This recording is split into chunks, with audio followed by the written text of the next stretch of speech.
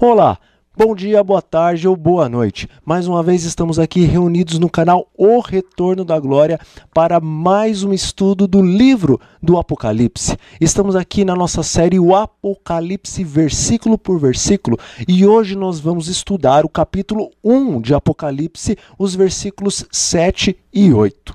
E eu convido agora que vocês abram as suas Bíblias em suas casas, no livro do Apocalipse, capítulo 1, versículos 7 e 8. E a palavra de Deus nos diz assim: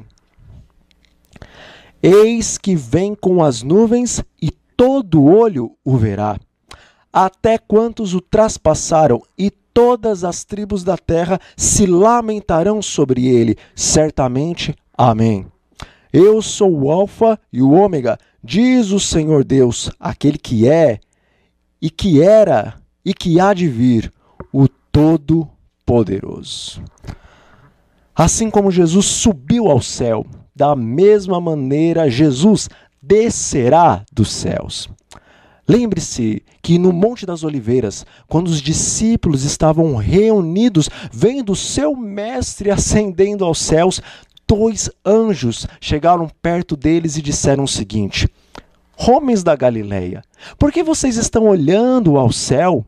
Esse mesmo Jesus que subiu aos céus diante dos seus olhos, voltará da mesma maneira como vocês o viram subir. Isso está no livro de Atos, no capítulo 1, versículo 11. Os discípulos da época de Cristo viram Jesus subindo ao céu como homem. E os discípulos de nossa época verão o Senhor Jesus voltando do céu como homem. Todavia, desta vez, ele virá em sua própria glória. Ele virá na glória do seu Pai e ele virá também na glória dos santos anjos de Deus.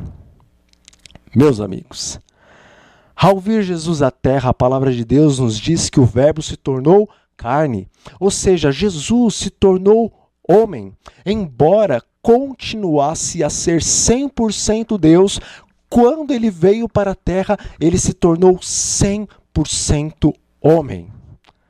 Por 33 anos, Jesus nessa terra palmilhou as estradas empoeiradas de Jerusalém e região, andando como homem-Deus, Deus-homem.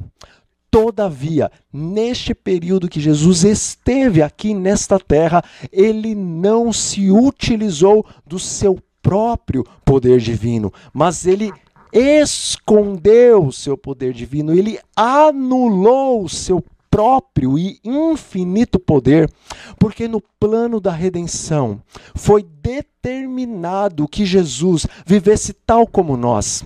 Nós dependemos 100% do poder de Deus para qualquer coisa, pois a palavra de Deus nos diz que é impossível fazermos qualquer coisa sem o poder de Deus. Sem ele, nada podemos fazer.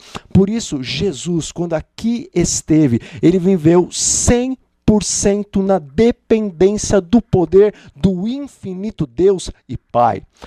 Todas as obras maravilhosas que Jesus efetuou, todos os milagres e aquelas palavras cheias de poder, vinha pelo poder do Deus Pai, que habitava constantemente em Jesus Cristo por intermédio de seu Espírito Santo.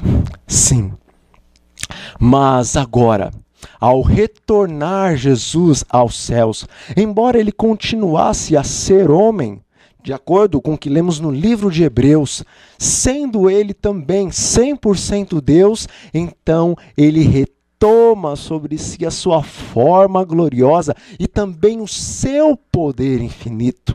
E nós vemos no livro de Apocalipse que quando Jesus retornar agora a esta terra, ele não vai mais vir como um homem de dores seguido por 12 discípulos, mas sim, ele virá seguido pelos anjos dos céus, sim, milhares vezes milhares, e milhões vezes milhões de santos anjos de Deus, todos vestidos, trajados com roupas do mais fino linho, branco e resplandecente. estes formarão uma gigantesca nuvem viva, e eles estarão tocando as suas trombetas, eles estarão tocando as suas harpas, eles estarão cantando hinos de louvor e de vitória àquele que, dando a sua vida na cruz do Calvário, derramando o seu sangue, venceu a Satanás e também aos seus exércitos. No meio dessa nuvem viva, haverá um alto e sublime trono, e assentado no trono estará o Filho de Deus, o Todo-Poderoso. Sim, ele estará em forma corpórea, assim como ele subiu ao céu. Todavia, ele estará revestido da glória divina, porque ele é o Todo-Poderoso, ele é o Deus infinito. Meus amigos, esse não vai ser um arrebatamento secreto. Esta é a volta real, literal do Senhor Jesus, do Filho do Homem. E as palavras, as Santas Escrituras nos dizem que todo olho o verá, todos os habitantes da terra, inclusive os que o traspassaram. A palavra de Deus diz que ao homem foi determinado morrer somente uma vez, e que após a morte viria então o juízo sobre esta pessoa. Todavia, no livro do Apocalipse, como nós acabamos de ler, há uma exceção para esta regra. Sim, porque o livro do Apocalipse acabou de nos dizer que todos aqueles que traspassaram Jesus verão ele vindo em toda a sua glória e majestade. Veja, os que traspassaram a Jesus está no quê? No plural. Podemos até pensar, bom, houve um soldado que traspassou o lado de Jesus com uma lança quando ele estava na cruz do Calvário após ter ele morrido. Será que é este? Não. O soldado está no singular. Então a pergunta que nós devemos fazer é: quem são aqueles que traspassaram a Jesus, que ressuscitarão para vê-lo em toda a sua glória, poder e majestade? Vamos nos lembrar um pouco dos evangelhos. Quando Jesus foi interrogado pelo sumo sacerdote Caifás se ele era ou não o Filho de Deus, lembrem-se o que Jesus respondeu naquela situação. Diante de todas as autoridades de Israel, diante de todos os maiores nomes de Israel, Jesus disse o seguinte: sim, eu sou o Filho de Deus, justamente como você mesmo o disse. E desde agora eu declaro a todos vocês que verão o Filho do Homem sentado à direita do Todo-Poderoso e vindo sobre as nuvens dos céus. Os que traspassaram a Jesus são todos aqueles que estão diretamente envolvidos no derramamento do sangue de Cristo. Ou seja, Anás, Caifás, os escribas, os anciãos de Israel, a turba que gritava desesperadamente: crucifica-o, crucifica-o, o covarde Pilatos, os soldados do templo, os soldados romanos, o imoral Herodes, ele também, e todos esses estão diretamente ligados ao derramamento do sangue de Jesus. E todos estes terão de ressuscitar para um dia verem aquele Galileu que eles ultrajaram e humilharam, descendo agora das nuvens dos céus, mas sendo o Rei dos Reis e o Senhor dos Senhores. O profeta Daniel, ao falar a respeito da vinda do Senhor Jesus, ele diz o seguinte: muitos naquele dia ressuscitarão, uns para a vida eterna, outros para a vergonha e o desprezo eterno. Isso está em Daniel capítulo 12, versículo 2. Esta, meus amigos, não é a ressurreição definitiva dos justos. E também não é a ressurreição definitiva dos ímpios para receberem o juízo no último dia, de jeito algum. Essa é uma ressurreição especial, de um grupo especial de justos e de um grupo especial de ímpios, que são aqueles que o traspassaram. Ambos os grupos ressurgem um pouco antes do Senhor Jesus aparecer nas nuvens do céu com poder e muita glória. Este será um dia extremamente glorioso para aqueles que se prepararam, para aqueles que foram fiéis, para aqueles que amaram a vinda de Cristo, para aqueles que liam a sua palavra, para aqueles que estavam em comunhão com o Senhor, em oração constante e em constante vigio, ou vigiando constantemente. Esse será um dia glorioso. A palavra de Deus nos diz que os justos, os fiéis nesse dia, eles se alegrarão e eles pularão felizes como cordeirinhos que são soltos de sua estribeira, e em brados de triunfo e de alegria eles exclamarão com suas mãos erguidas aos céus: este é o nosso Deus, a quem nós aguardávamos, e Ele nos salvará. É um dia glorioso para os justos. Todavia, é um dia de trevas para os ímpios e para os pecadores.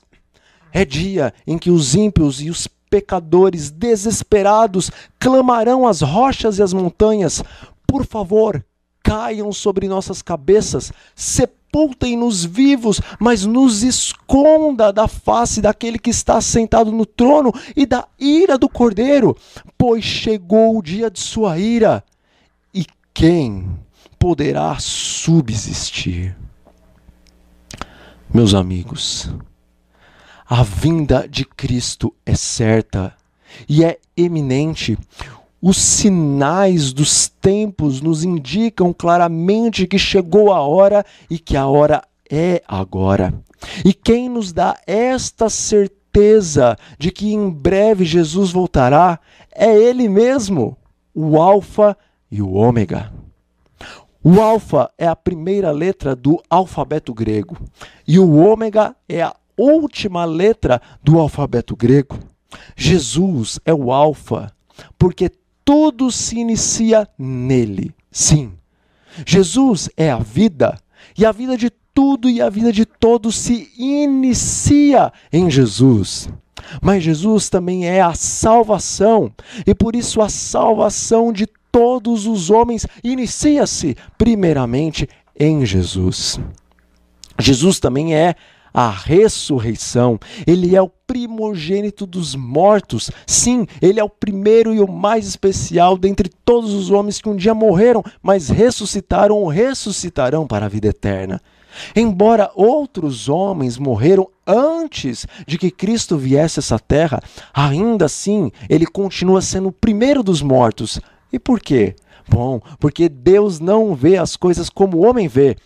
Desde a eternidade, o Pai, o Filho e o Espírito Santo, eles haviam planejado a redenção do homem. E nesse planejamento, Jesus Cristo foi escolhido como aquele que viria a esta terra, se transformaria em homem, morreria para nos salvar, nos redimir de todos os nossos pecados, os quais nos levavam e nos levam à morte eterna.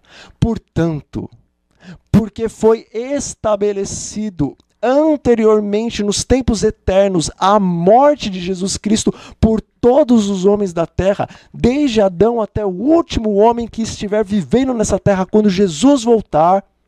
Portanto, Jesus, reafirmo, ele é a ressurreição e o primeiro dentre todos os mortos, que ressuscitaram e ressuscitarão.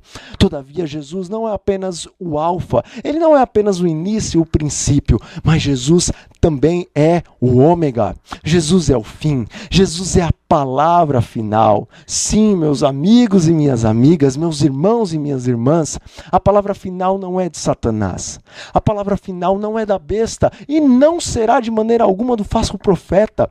A palavra final não é da morte e do inferno, porque o Senhor Jesus venceu venceu a morte e o inferno, venceu a Satanás, venceu ao mundo, venceu a todas as coisas por você e por mim. E a promessa é que ele vem. Sim, ele se levantará para por fim nos salvar e para destruir o destruidor. Jesus, dentro em breve, voltará a esta terra, trazendo em suas asas salvação e eternidade para você e para mim. Amigo e amiga, Jesus está voltando. Está você pronto? Estou eu pronto? O que estamos esperando? Nós gostamos tanto de viver e Jesus está nos oferecendo vida e vida em abundância. E hoje, nesse estudo, Ele está dizendo para você, se hoje ouvirdes a minha voz, por favor, não endureça o vosso coração, meu filho. Deixe eu entrar, deixe eu me assentar à mesa com você, deixe eu ceiar com você, ceie juntamente comigo, vamos conversar, vamos ser amigos. Tenho tantas coisas para falar para você. Eu tenho tantas coisas para lhe oferecer. A palavra do Senhor Jesus diz que aquilo que o olho não viu, aquilo que o ouvido não ouviu, aquilo que não subiu ao coração do homem, ou seja, aquilo que a mente do homem foi ou é incapaz de imaginar, dizem as Escrituras, isto são as coisas que Deus está preparando para aqueles que o amam. Isso foi feito para você e para mim. Nesse momento eu convido você a fechar os seus olhos. Vamos fazer uma oração ao nosso Deus, entregando as nossas vidas nas mãos de Cristo, para que quando em breve, muito em breve, Ele voltar, possamos estar entre o grupo daqueles que dirão, esse é o nosso Deus a quem nós aguardávamos e Ele nos salvará. Feche o seu olho, vamos orar. Senhor, nosso Deus e nosso Pai, nós lhe agradecemos porque o Senhor nos deu vida e em Cristo o Senhor também nos deu a salvação. Nós lhe agradecemos porque o Senhor permitiu que viéssemos a essa terra justamente neste momento soleníssimo, o qual a vinda de Cristo está tão próxima. Senhor, nesse momento abrimos os corações para que o Senhor entre em nossas vidas e nos traga alegria, felicidade e salvação. Faça com que Jesus seja o nosso melhor amigo e nos ajude a ser os melhores amigos do Senhor Jesus e não nos deixe perecer, mas enfim, nos conceda a vida eterna. Em nome de Jesus nós oramos e lhe agradecemos. Amém.